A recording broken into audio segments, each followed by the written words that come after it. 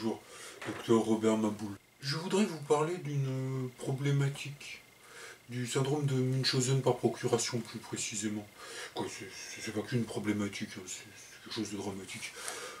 Beaucoup de mamans, de personnes autistes, pour pas dire la totalité ou la quasi-totalité, présentent ce qu'on appelle un syndrome de Munchausen par procuration.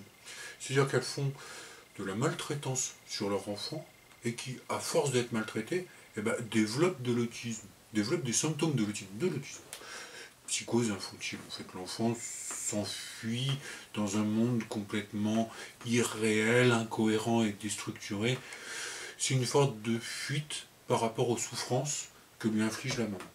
Alors, pour quelle raison la maman fait ça? Pour quelle raison les mamans font ça?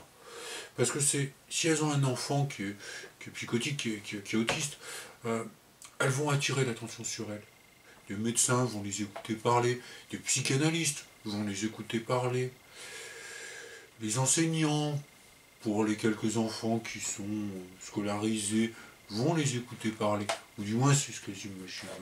Mais bon, c'est vrai que la société écoute beaucoup ces mamans-là, et ça, quelque part, ça nourrit un peu cette espèce de cycle, un petit peu, je veux dire, cette machine infernale qui les pousse à davantage maltraiter leur enfant, pour encore plus attirer l'attention sur elles.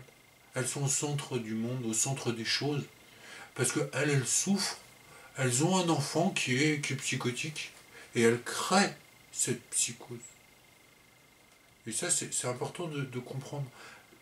Je pense qu'on peut dire, de façon tout à fait raisonnable, que dans une famille là où il y a un enfant autiste, il y a une mère qui est atteinte du syndrome de Munchausen par procuration.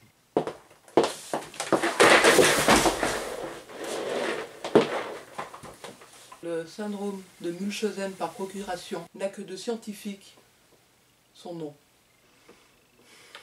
L'autisme a une origine génétique.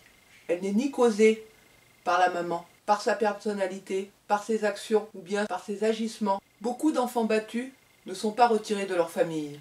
Et parallèlement, beaucoup d'enfants autistes le sont par les services sociaux. Les symptômes d'autisme et ceux de la maltraitance sont différents et paradoxalement sont confondus. Beaucoup d'enfants souffrent, y compris dans leur chair, de ces placements abusifs. Combien d'enfants battus ne sont pas extraits de leur famille? Et combien d'enfants autistes le sont? Tout ça parce qu'ils sont autistes. Alors des guignols comme le docteur Maboul, avec leur soupe au Munchausen. Moi je dis non.